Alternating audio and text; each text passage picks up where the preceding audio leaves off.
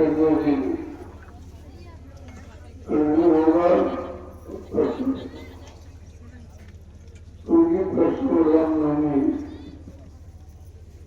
अपना धार्मिक पर्व है, उसको संदेश होगा,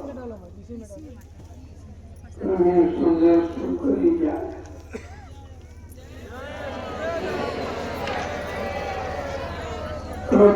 संदेश रामनवमी का पवित्र कार्यक्रम आपको सुना जाए। मेरा स्वास्थ्य ठीक नहीं है, क्योंकि मैं आपकी सेवा करूँगा।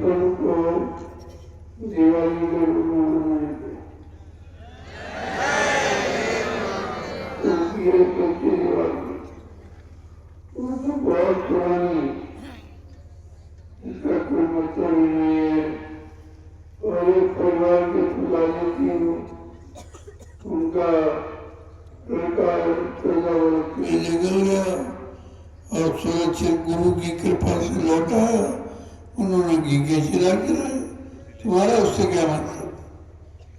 ये जो पर्व है, ये सब जीवों की मुक्ति का है, ये सबका पर्व है। इसमें किसी व्यक्ति, किसी परिवार, किसी जाति की बात नहीं है। इसलिए इस पर्व को सारे लोग मनाएंगे आगे आने वाले समय। जोर से बोलो,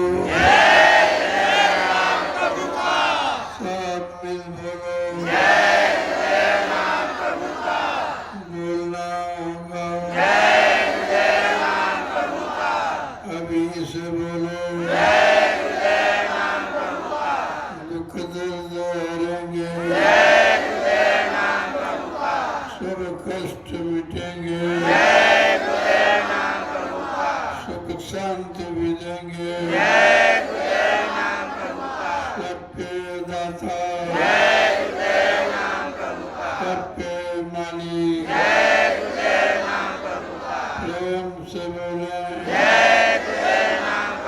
ये नाम नहीं इंसान का, और ये काम नहीं इंसान जो आप ये कर रहे हो, ये आम इंसानों के बस की बात नहीं है, कोई नहीं कर सकता। इतना बड़ा ये जनसारा जंगल में कोई इकट्ठा नहीं कर सकता। अभी तो बहुत थोड़े लोग आए हैं। अगर मैं आह्वान कर दूं तो यहाँ कहीं जगह नहीं मिलेगी। इसको कहते हैं धर्म व्यवस्था, इसको धर्म व्यवस्था कहते हैं। अभी लोग न धर्म जानते हैं न व्यवस्था जानते हैं, और कुछ कहते भी नहीं, केवल निंदा आलोचना बुराई करते रहते। बुराई करने वाला कभी भी महान नहीं हो सकता। निंदा बुराई में समय खराब करने वाला कभी महान नहीं हो सकता। जो सबके हित में, सबके कल्याण के और सबके लाभ के लिए काम करता है, उसी का इतिहास बनता है। इसलिए आप अपनी जगह लगे रहो, बिल्कुल पाठशाला जगह। यहाँ कोई लोभ लालच नहीं है। मैं तो किसी से कुछ मांगता ही नहीं, कुछ नहीं मांगता, क्योंकि परिवर्तन रुपए पैसे धन दौलत से नहीं होगा, परिवर्तन कागजों से नहीं होगा, परिवर्तन जगह जगह दुकानें खोलने से नहीं होगा, परिवर्तन दरबार से होगा। दरबार से परिवर्तन। अब इनको कुछ पता ही नहीं है, दुकानें खोल के बैठ गए, मंत्रवाणी जीवों को भ्रमित कर रहे हैं। अरे तुम्हें ये मालूम क्या, भगवान राम ने परिवर्तन किया, कोई दुकान खोली थी, कितना जनसैलाब उनके साथ था, कितना बड़ा जलसा उनके साथ। भगवान कृष्ण ने परिवर्तन किया, कितना बड़ा जनसैलाब था। ये दुकानें नहीं काम करती, इसलिए हमारी प्रार्थना है, अगर परिवर्तन में कुछ भाग लेना चाहते हो तो संगठन करो। संगठन कलयुग का नियम है, हर युग का नियम अलग अलग है। कलयुग है संघे शक्ति, कलयुग में संघ संगठन ही सबसे बड़ी शक्ति है। अगर आपके पास संगठन नहीं, आप कुछ नहीं कर सकते। ऐसे शोर मचाने से, दूसरे की निंदा आलोचना बुराई करने से और अपना बड़प्पन, अपनी मजदूरी, अपना मन सम्मान करने से परिवर्तन नहीं होता। जिन्होंने परिवर्तन किया उनका इतिहास पढ़िए, उनका त्याग, उनका संयम, उनकी ईमानदारी, उनका चरित्र आप देखिए तो पता चलेगा भाई परिवर्तन कैसे होता। मैं वही बात कहता हूँ कि परिवर्तन के लिए अच्छे सच्चे ईमानदार चरित्रवान शाकाहारी सदाचारी ब्रह्मचारी लोगों की जरूरत है। मैं उसी की तैयारी कर रहा हूँ। मैं तो किसी की बात ही नहीं करता, कोई निंदा आलोचना बुराई ये मेरा विषय नहीं है। हमारे गुरु ने हमको ये नहीं पढ़ाया, उन्होंने कहा किसी की निंदा आलोचना बुराई न करना न सुनना, करना भी नहीं सुनना भी नहीं, और कम खाना जितना पचा सको, स्वस्थ जीवन के लिए कम भोजन और कम खाना बर्दाश्त करना। कोई कुछ कहे तो सुन लेना, क्योंकि समय खराब है। मैं तो किसी की बात ही नहीं करता, किसी की कोई चर्चा किसी तरह की मैं नहीं करता। मैं अपने काम में लगा हूँ, जो गुरु महाराज ने काम दिया है मैं उस काम में तत्परता से लगा हुआ हूँ। तो आपको मालूम नहीं है क्या आदेश हुआ, क्या काम दिया गया, यही नैमिषारण है। यहाँ पर 1997 में गुरु पूर्णिमा का कार्यक्रम हुआ था, तो बाबा जी ने क्या कहा था, ये बच्चा 88,000 ऋषियों की तपोभूमि है, यहीं से सतयुग के अंकुरण निकलेंगे। मैंने गुरु के वचनों का पालन करके नैमिषारण को अपना मुद्दा बनाया। अभी सब लोग हमारी नकल कर रहे हैं, चलो नैमिषारण चलो नहीं। अरे तुम्हारे पास है क्या? नकल के साथ अकल भी होनी चाहिए। ये जन्मत इकट्ठा ऐसे नहीं होता है, निंदा आलोचना बुराई करने से जन्मत कभी इकट्ठा नहीं होता। मैंने ये 14 वर्ष में कितनी मेहनत परिश्रम करके ये जन्मत इकट्ठा किया, तो अभी 2-4 दिन से दुकानें खोल करके निंदा आलोचना बुराई करने लगे। यही तुम्हारी मानवता, यही तुम्हारी इंसानियत, यही तुम्हारी राष्ट्रीयता, यही तुम्हारी भक्ति है। अभी नहीं जानते हो, जो मनुष्य की बुराई करे वो मनुष्य नहीं है। सीधी बात। जो मनुष्य की बुराई करता है वो मनुष्य नहीं है, जो महात्माओं की बुराई करता वो इंसान नहीं, जो अपने स्वार्थ और लालच में लगा हो वो कभी धार्मिक नहीं हो सकता। मेरा रास्ता धर्म का है, मेरा रास्ता भक्ति का है। मैं इधर उधर की बात ही नहीं करता और लोगों से कहता हूं कि परिवर्तन होगा तो धर्म से। भगवान राम ने धर्म के लिए लड़ाई लड़ी, युद्ध किया था। भगवान कृष्ण ने धर्म के लिए किया था, राज पाने के लिए ये नहीं किया था। तो उनको भी नहीं मानते हो, कम से कम समझदारी से काम लो, परमात्मा से विनती करो कि हमें सद्बुद्धि सद्ज्ञान दे, हम सबके हित में सबके कल्याण में लग जाएं, देश सेवा समाज सेवा राष्ट्र सेवा में हम तत्परता से लग जाएं। ये प्रार्थना हम सब लोगों को करनी चाहिए। जय गुरुदेव नाम प्रभु का, जय गुरुदेव नाम प्रभु का। देखो जो सबके हित की बात करता वो सबका प्यारा होता।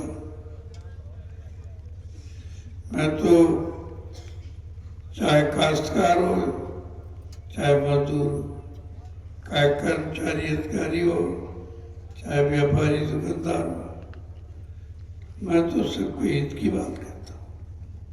सबको अपना जीने का अधिकार मिलना चाहिए। मेरी योजना वही है, मेरी योजना इधर उधर की नहीं है। हमारे कर्मचारी अधिकारी, इनसे जो काम लिया जा रहा है उसके अनुसार इनको मजदूरी मिलनी चाहिए। तो ये सब सच्चाई ईमानदारी से काम करेंगे। इसलिए मैं कहता हूँ कि हमारा कर्मचारी अधिकारी कोई भ्रष्ट नहीं, व्यवस्था भ्रष्ट है। आप व्यवस्था ठीक कर दीजिए और सब एक काम करने लगे, सबको काम दे दीजिए, सबको अपना अधिकार। तो ये सब सच्चाई ईमानदारी से काम करने लगे, देश और समाज खुशहाल हो जाए। अगर देश में खुशहाली चाहते हो तो आप सबके प्रति सोचो, कि जाति के प्रति, धर्म के प्रति, शासन के प्रति नहीं, गद्दी के प्रति नहीं सोचो, सबके हित के प्रति सोचो।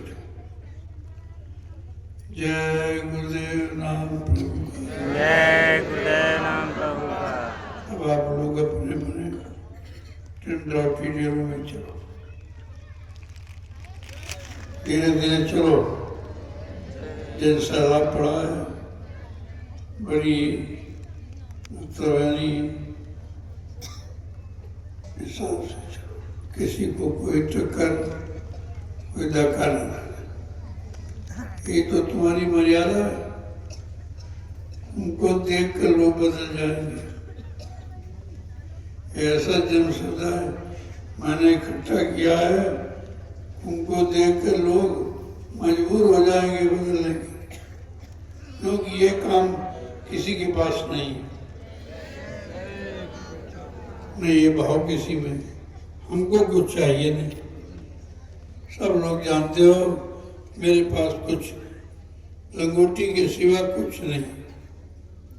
अब आप सोचिए, इसको कुछ नहीं चाहिए तो सबके लिए, सबका है, सबके लिए कर रहा, लेकिन ऐसा कोई है नहीं।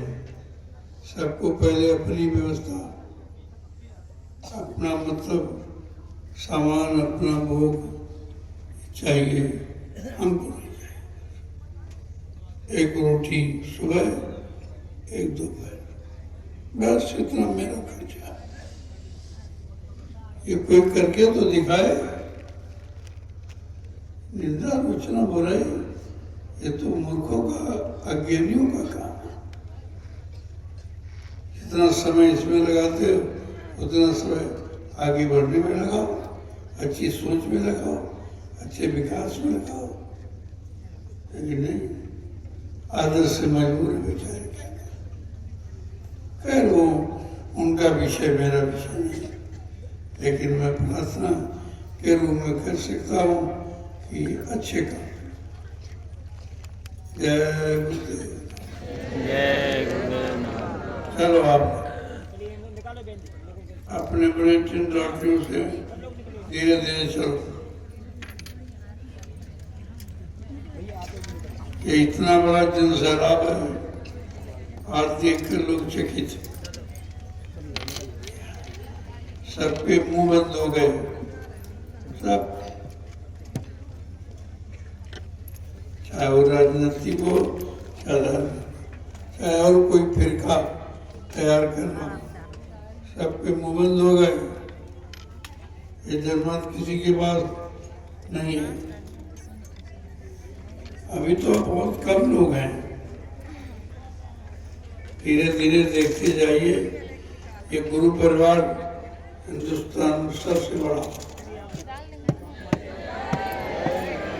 इतना बड़ा कोई परिवार नहीं। इधर उधर की बातें करने वाले इसी में लगे हो जाएंगे। ये समुद्र है, ये सब तालाब वाला मतलब यानी उसी में एक दिन लगे हो जाएंगे। कहाँ जाएंगे, क्या करेंगे? जो सोच रहे हैं, जो कह रहे हैं, वो निरर्थक है। इनको कलयुग का परिवर्तन मालूम ही नहीं है। सतयुग चेता द्वापर वो पढ़ के बैठे हैं, इनको क्या मालूम कि कलयुग का परिवर्तन निराला, अद्वितीय, विलक्षण होगा, तो किसी की बुद्धि में नहीं है। तभी तो इसका इतिहास अनोखा बनेगा। बाबा जी ने क्या कहा, मैं कलयुग का इतिहास बनाने आया, ऐसा इतिहास बनाऊंगा जो भूते न भविष्य थे। सतयुग त्रेता द्वापर के लोग अपने अपने समय के इतिहास को पढ़ना बंद कर देंगे। और कार में ऐसा चमत्कार करके दिखा दूंगा कि हिंदुस्तानी ने सारा विश्व उसे नमस्कार करेगा। ये तुम हंसी मजाक समझते हो?